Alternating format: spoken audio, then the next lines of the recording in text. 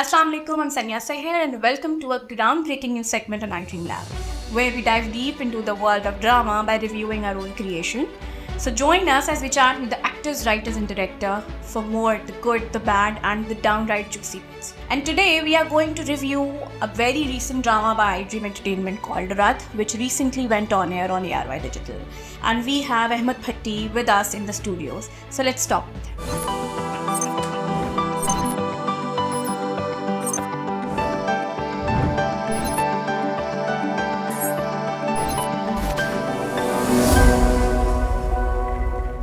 अस्सलामुअलैकुम भट्टी भाई। वालेकुम अस्सलाम सनिया, क्या हाल है आपके? आप कैसे हैं? अल्हम्दुलिल्लाह, ईद मुबारक। ईद मुबारक। कैसी रही ईद? जैसी होती है सो के गुजारी। मेरी तो बहुत अच्छी रही। थैंक यू सो मच कि आप आए और शुक्रिया। फाइनली टाइम दे दिया आपने, वरना कभी आप बीमार हो जाते हैं और कभी आपके पास टाइम नहीं होता है और कभी काबू नहीं आते आप। ये सब बहाने हैं। मेरे बारे तो भट्टी भाई अभी रिसेंटली रात ऑन एयर गया है, तो कैसा फीडबैक आ रहा है? शुक्र अल्हम्दुलिल्लाह, बहुत अच्छा फीडबैक आ रहा है और पाकिस्तान से बहुत अच्छा फीडबैक है, बाहर से भी जो मेरे फैंस हैं, जो मेरी ऑडियंस है, उनका बहुत अच्छा फीडबैक आ रहा है, मुझे पसंद किया जा रहा है। जबरदस्त। अच्छा, आपने खुद एपिसोड्स देखी दोनों अपनी? अल्हम्दुलिल्लाह, बगैर देखे तो कोई चीज़ आ ही नहीं सकती ना। बिल्कुल नहीं, एज अ डायरेक्टर नहीं, अगर एज अ व्यूअर बात करें तो आपको कैसी लगी? चलिए देखिए, हम पोस्ट पे इतनी मरतबा एपिसोड को देख लेते हैं, नफरत होना शुरू हो जाती है। नहीं बिल्कुल नहीं, लेकिन उसके बाद फिर मुझे तो ज़्यादा दफ़ा देखनी पड़ती है ना, तो फिर तो बस कि यार देखो ऑन एयर पे भी देखना बहुत ज़रूरी है कि आफ्टर ऑल रिजल्ट क्या आ रहा है, ताकि अपने रिजल्ट को मेंटेन किया जा सके और बेहतर किया जा सके। तो मैंने ऑन एयर भी देखी हैं, सोशल मीडिया पे भी देखी हैं और एडिट पे तो बहुत ही मरतबा देखता हूँ। तो अल्हम्दुलिल्लाह मज़े के एपिसोड्स। तो अगर थोड़ी देर के लिए हम हटा दें इस बात को कि अहमद भट्टी ने डायरेक्ट किया और आप अहमद भट्टी हैं, तो एपिसोड देखते हुए क्या लगा, कैसा लगा आपको एपिसोड? ये मुझे मैं देखो जब यहाँ पोस्ट पे देख रहा होता हूँ ना, ये बात तो आपने अभी कही है, लेकिन मेरी हमेशा से प्रैक्टिस है, जब मैं पोस्ट पे देख रहा होता हूँ तो मैं एज अहमद भट्टी देख रहा होता हूँ, यानी कि एडिट पे जब मैं देख रहा होता हूँ, और जब मैं ऑन एयर देखता हूँ तो मैं उसको एज ए ऑडियंस देख रहा होता हूँ। ये बड़ा मुश्किल होता है अपने आप को स्विच करना, लेकिन प्रैक्टिस की हुई है तो हो जाता है स्विच अप। मुझे बड़ा इंगेजिंग लगा, स्क्रीन बहुत फ्रेश लगी, म्यूजिक ओवरऑल बहुत मज़े का, and the tempo is very good play का, मतलब यूं निकल रहा है। आई थिंक बड़ा एपिसोड था काफ़ी, और इतनी तेज़ी से निकला कि आपको पता भी नहीं चला कि एपिसोड ख़त्म हो गया। तो आई थिंक किसी भी प्ले का तेज़ निकलना, उसका इमोशंस का कनेक्ट होना और उसकी स्क्रीन का फ्रेश होना, और ओवरऑल जो कैरेक्टर्स हैं उन कैरेक्टर्स का अपने कैरेक्टर में ढले रहना, वो बड़ा इंपॉर्टेंट होता है। तो मुझे सारी चीज़ें बहुत अच्छी लगी। एज ए ऑडियंस की बात करता हूँ, अगर मैं खुद को अगर एज ए ऑडियंस देखूँ तो, एज ए डायरेक्टर देखूँ तो हमेशा खामियां नजर आती हैं यार। तो भट्टी भाई, ये जैसे हमारा एक नया सेगमेंट है iDream Lab का, जहाँ हम बैठ के खुद अपने ड्रामास के बारे में बात करेंगे, क्योंकि जो लोग यूजुअली ड्रामा रिव्यू कर रहे होते हैं या जो क्रिटिक्स हैं, उनको नहीं पता होता कि जब ये ड्रामा बन रहा था तो पीछे क्या हो रहा है, क्या प्रॉब्लम्स थी, वो उन चीज़ों को के बीच में जो गैप है उसको फिल करने के लिए हमने ये सेगमेंट स्टार्ट किया है।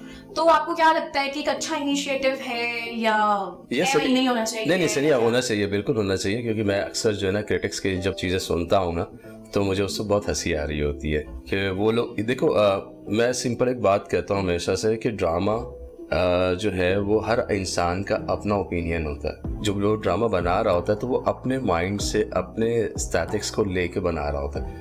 ऑफ कोर्स मैं अगर एक ड्रामा बना रहा हूँ तो वो किसी और नौइयत का होगा, सेम ड्रामा अगर कोई और डायरेक्टर बनाएगा तो किसी और नौइयत का होगा। ये माइंड्स की है, स्टैटिक्स की गेम्स है। तो जो मैं सोच रही हूँ आप नहीं सोच सकते, जो आप सोच रहे हो मैं। ऑफ कोर्स ऐसे ही है, सबका अपना अपना माइंड होता है, अपने माइंड से चीज़ बनाते हैं। जो आपने ऑब्जर्व किया होता है कैरेक्टर्स को, या जो आपने पढ़ के देखा होता है, तसव्वुर किया होता है किसी चीज़ को, आप उसी को इम्प्लीमेंट करने की कोशिश करते हैं। तो ये जो डायरेक्टर जो बनाता है कोई भी चीज़, वो उसकी थॉट होती है। अब ज़रूरी नहीं है कि मेरी थॉट सबको पसंद आए, बट कोशिश ये की जाती है कि ऑडियंस को पसंद आए चीज़।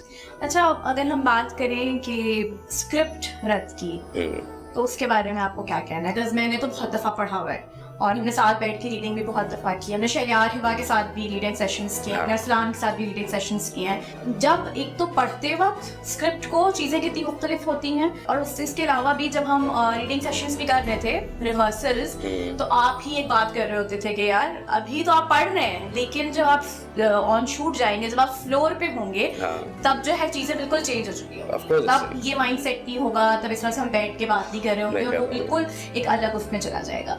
तो अगर हम स्क्रिप्ट की स्पेसिफिकली बात करें, तो आपके अपने अंदाज, उसके जो भी एक्सपीरियंसेस हैं आपके, उसके हिसाब से कैसा लगा स्क्रिप्ट? जितने आज तक कर चुके हैं उससे क्या मुख्तलिफ था, या हर स्क्रिप्ट ही मुख्तलिफ होता है?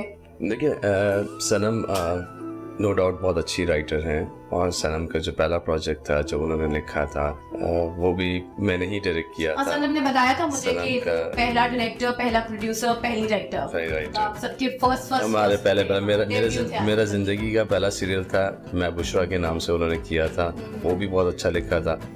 अब काफी सालों बाद, मेरे ख्याल शायद 8-9 सालों के बाद, 7 साल बाद सनम का स्क्रिप्ट गुजारा है। तो वो अब हमने ये दूसरा सीरियल जो सनम मेरे साथ कर रही है, ये भी रत बहुत मज़े का लिखा हुआ है। सनम की जो राइटिंग है वो बहुत मुख्तलिफ है, टेम्पो इज़ गुड, और निटिंग इसकी स्क्रिप्ट की बहुत अच्छी होती है। सनम डायलॉग्स बहुत फिल्मी होते हैं। सनम नजर आती है, ऑफकोर्स नजर आती है। सनम के डायलॉग्स में फिल्मी बहुत, जहाँ तक मैं बोलूँगा कि स्क्रिप्ट बहुत मुख्तलिफ नहीं है, it's a love story, but dialogue is very different.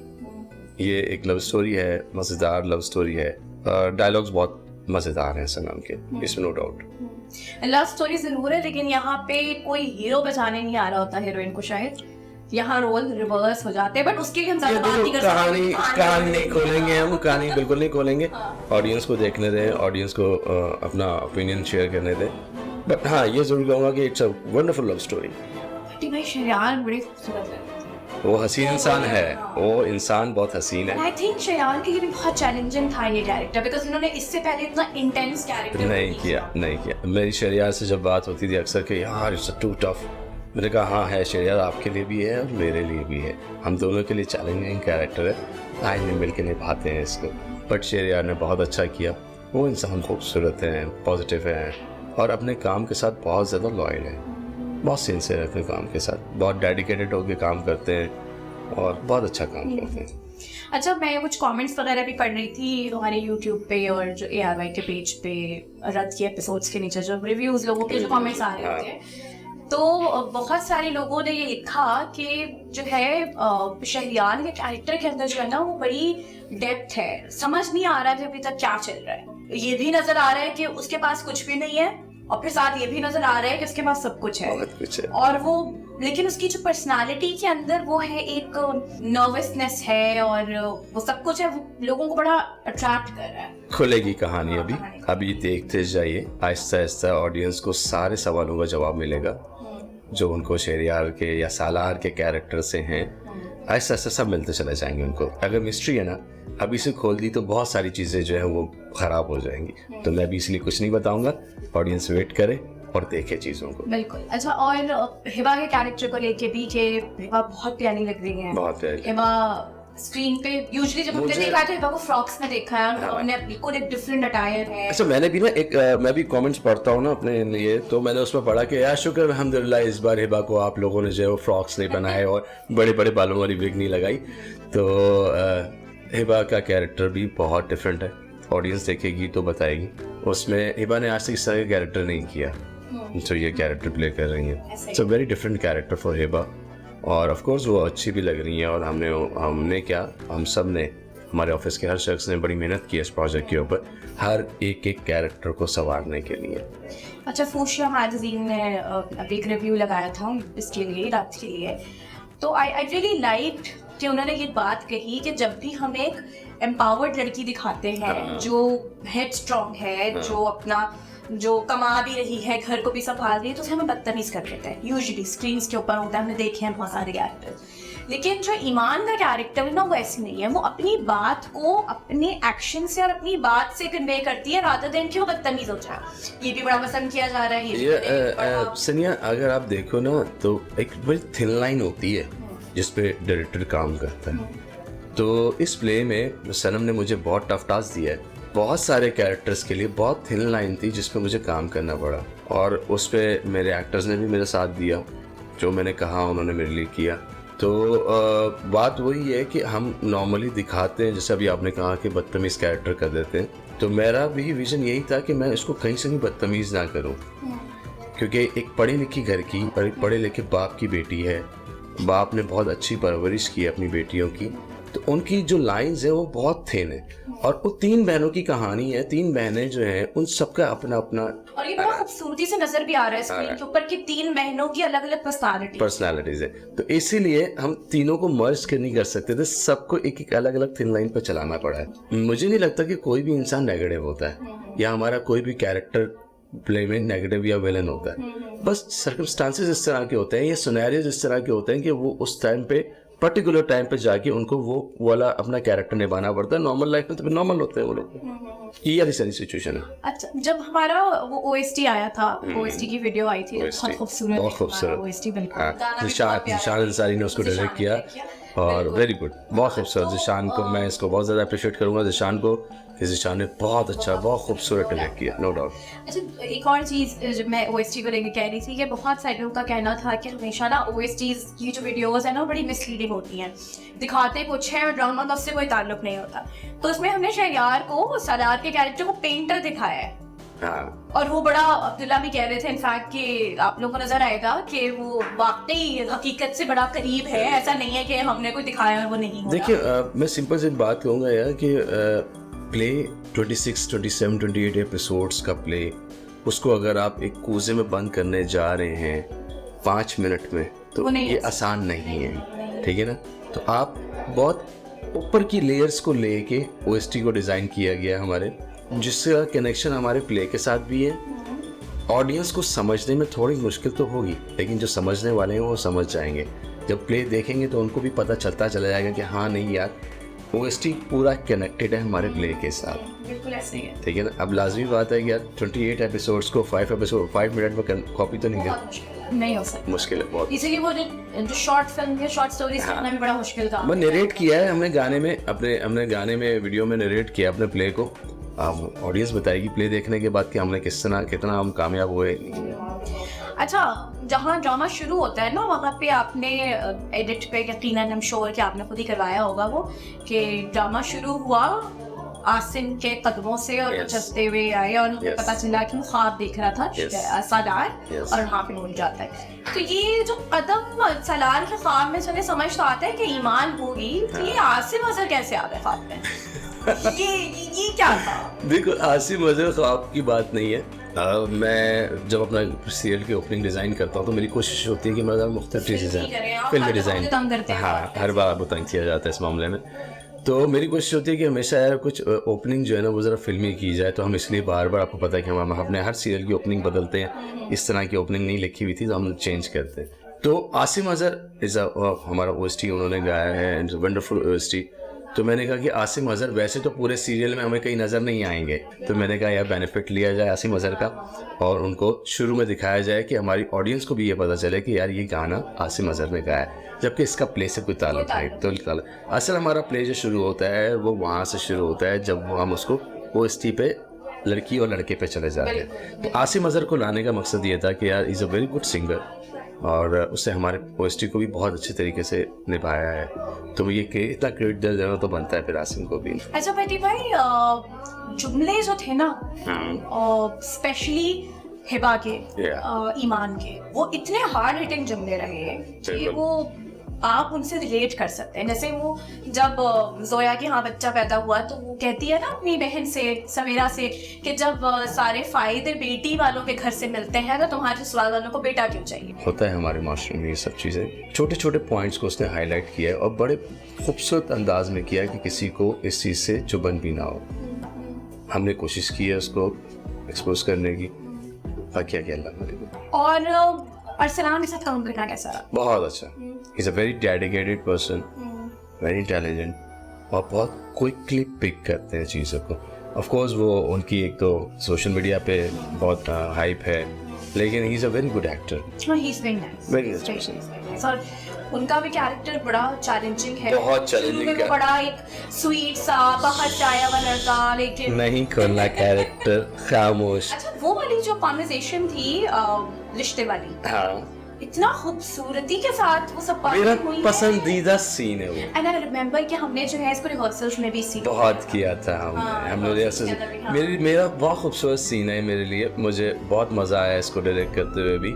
और इसकी जो छोटे छोटे पॉइंट्स हैं जिसमें मेरी कोशिश ये थी कि यार मैं मर्द को ऐसा दिखाऊं जो रिस्पॉन्सिबल है, जो एक आइडियल है किसी भी लड़की का। जैसे मैं आइडियल की बात नहीं कहूंगा, मैं ये कहूंगा आइडियल नहीं, मैं ये कहूंगा कि हर मर्द ऐसा होना चाहिए। एग्जैक्टली। बहुत अच्छा लिखा सर हमने वो सीन, जिससे मुझे लगा कि यार ऐसा होना चाहिए मर्द को। ऐसा ही है। और है हमारे जिंदगी में, दुनिया में हैं ऐसे लोग, बहुत सारे लोग हैं यार, ऐसा नहीं है। अच्छा एक थोड़ी सी कंफ्यूजन आ रही थी सीन के अंदर, जहाँ पे कामरान की एंट्री होती है और उसके बाद वो सलार को लेकर जाता है, वहाँ कट हो जाता है और उसके बाद वो फिर स्केच कर रहा है और उसके हाथ से खून निकल रहा है। तो मैंने कहीं पढ़ा एक दो जगह पर कि लोगों को शायद लग रहा था कि वो स्केच करते हुए उसका हाथ जख्मी हो गया या क्या हुआ था। देखिए मैं अभी अपने ऑडियंस को ये जरूर बोलूंगा कि मैंने अभी तक सलार का पूरा सिनेरियो खोला नहीं। स्लोली एंड ग्रेजुअली खुलेगा। आहिस्ता आहिस्ता आपको पता चलेगा सलार कौन है, सलार ऐसा क्यों है,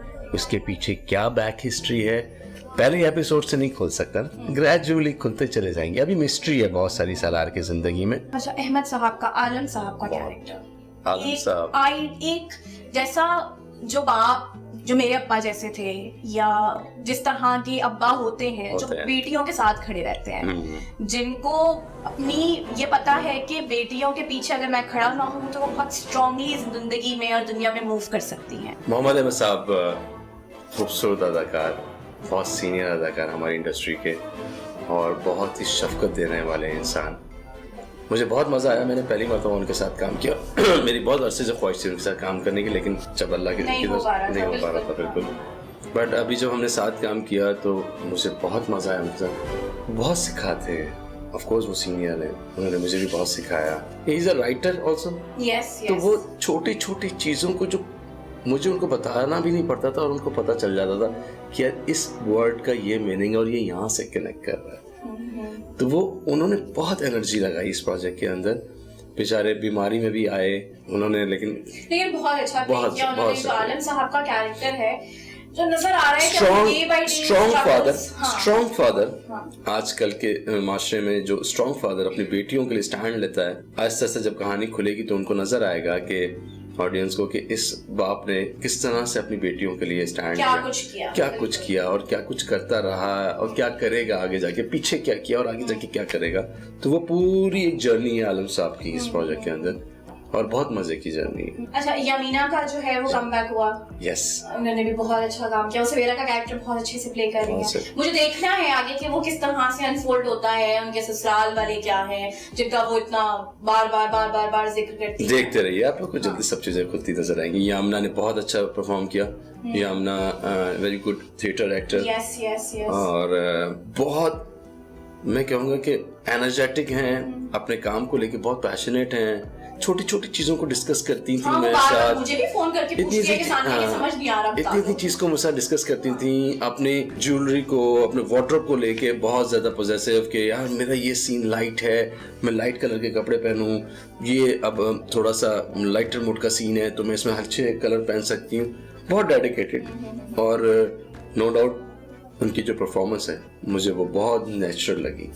अच्छा एक और मोमेंट आया था जो फर्स्ट एपिसोड का फ्रीज था, जहाँ पे वो बुक गिरती है और स्केचेस निकल जाते हैं, और मैं यूं देख रही थी और मैंने कहा यार ये कुछ सीन कुछ किसी और तरह से नहीं था, ये क्या था। और फिर जो मैंने नोटिस किया ना तो अहमद साहब का चश्मा उतरा हुआ था। मैंने कहा हाँ ठीक है, खेल गए भट्टी भाई, खेल गए यहाँ पर, खेल गए ना। ये फ्रीज इस तरह से किया है कि देखो कि अहमद साहब के चेहरे के एक्सप्रेशंस भी वही थे कि नजर आ गया। हाँ देखो वो तो फ्रीज बनाना था ना ऑडियंस के लिए। अच्छा और मेरा भाई देख रहा था और मुझे कहता है लो भाई स्केचेस गिरे और सारे सीधे, सब पे हिबा की शक्ल नजर आ रही है। ठीक है, नहीं देखा तो आलम साहब ने नहीं देखा। देखो अगर हम देखें तो एक तो ये कि हमने उसको थोड़ा सा जो आप कह रहे थे कि मैंने क्लासेस नहीं लगाए, उसका रीज़न ये था क्योंकि हमने उनको थ्रू आउट क्लासेस दिए हुए। सेकेंडली ये कि जैसे ही हमारा ड्रीफ्रीज होता है तो जैसे ही स्केचेस गिरते हैं फोन आ जाता है, वो देख ही नहीं पाते उस चीज़ को और वो टर्न कर चश्मा लगाने का वक्त नहीं मिलता। हाँ नहीं वो बड़ा इंटरेस्टिंग था, रियली लाइक दैट। तो सेकंड एपिसोड में भी बड़ा मजा आया और अस्मा अब्बास का कैरेक्टर बहुत मजे का। सब अभी बहुत सारे कैरेक्टर्स ऐसे हैं जो अब तक नहीं आए। सालार की फैमिली अभी खुली, सालार की फैमिली नहीं आई अभी तक, सवेरा लोगों का ससुराल वाले अभी तक नहीं आए। अभी बहुत सारी फैमिलीज ऐसी हैं जो कि आने वाली बाकी हैं। तो अभी बहुत कुछ खुलना है आहिस्ता आहिस्ता, बहुत कैरेक्टर्स हैं जो आहिस्ता आहिस्ता आपको नजर आएंगे इंशाल्लाह। तो मुझे तो ऑल टुगेदर बहुत मजा आया एपिसोड्स देख के और मुझे लग रहा है कि इंशाल्लाह टचवुड चलेगा भी ड्रामा और ऐसे ड्रामास बनने चाहिए जो थोड़े से हमारे रूटीन वाले ड्रामास से हटके हों और ताकि और हमें इस तरह से बात भी करनी चाहिए ताकि लोगों को पता चले कि कितना आसान और कितना मुश्किल है ड्रामा बनाना। बिल्कुल आसान नहीं है। नहीं सुनिए, हमने कोशिश ये की है इस बार कि हम इसको थोड़ा सा डिफरेंट लेवल पे लेके जाएं, स्क्रीन डिफरेंट करने की कोशिश की है। ऑफ कोर्स हमने स्क्रीन की बात आई तो हमने स्क्रीन डिफरेंट करने की कोशिश की है इस बार। हमारे इस बार आर्ट डायरेक्शन बहुत मुख्तलिफ थी, हमने बहुत चीज़ें मॉडर्न करने की कोशिश की और हमारी कोशिश ये थी कि इस बार ड्रामे को सिंपल ड्रामे से ज़रा हट के कोशिश की जाए। तो हमने एक प्रैक्टिकल किया है, अब देखते हैं कि हमारी ऑडियंस को प्रैक्टिकल कितना कामयाब होता है, हमारी कितना पसंद करती है हमारी। हमने स्क्रीन बदलने की कोशिश की है। डीओपी मेरा जो Burhan, Rana Burhan is a very good DOP, बहुत हाँ उसने बहुत अच्छी लाइट की है और उसकी इवन ये कि मेरे एडिटर्स एडिटिंग टीम जो है वो बहुत अच्छी एडिटिंग कर रही है। मेरा म्यूजिक डिपार्टमेंट जो है वो बहुत अच्छा म्यूजिक प्ले कर रहे हैं इसके लिए। तो इवन ड्रामा जो है ना वो एक आदमी नहीं बनाता, ये टीम वर्क होता है। तो ओवरऑल मेरी टीम बहुत स्ट्रगल कर रही है इस प्रोजेक्ट के ऊपर। बाकी अब हमारी ऑडियंस देख के हमें बताएगी कि उसको क्या लगा, कैसा लगा। अपने ऑडियंस का फीडबैक का इंतजार कर रहा हूँ और देखते हैं कि वो क्या क्या कितना अप्रिशिएट करते हैं हमें। Let's see. Thank you so much Bhatti भाई, बहुत शुक्रिया आपका मुझे बुलाने का आई ड्रीम लैब में और बहुत अच्छा लगा। मेरी लाइफ का शायद ये दूसरा इंटरव्यू है जो मैं देने जा रहा हूँ। नहीं हुआ, हम ऐसे बैठेंगे अक्सर अब जब एपिसोड्स आती रहेंगी। जरूर मैं सनम को भी लूं फोन पे क्योंकि वो यहाँ रहती नहीं है, वो गाना में होती है। जरूर तो इंशाल्लाह नहीं मैं अपनी ऑडियंस से ये कहूँगा कि भाई आप लोग मुझे फीडबैक दीजिए और मुझे बताइए कि आपको हमारा प्ले कैसा लग रहा है ताकि हम उसको मज़ीद अच्छे से अच्छा कर सके। Thank you so much.